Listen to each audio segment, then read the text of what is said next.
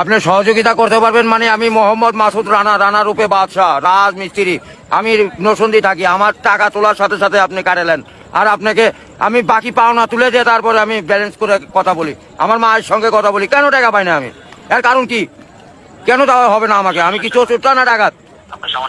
সমস্যাই তো any problem, don't disturb, okay understand. আপনি যখন লোন লাগবে তখন লোন দিবেন এই নাম্বারে। আমার মার সঙ্গে কথা বলতে হয়, আমি লোন ক্লিয়ার করি। তো আমাকে লোন দিবেন না কেন বলেন? আপনি বলেন। লাস্ট ইমার্জেন্সি মানে আমার মা আগে না আপনার অফিস আগে দেবো, কিন্তু মাথা গরম করলে। আমি দেশের নাগরিক না?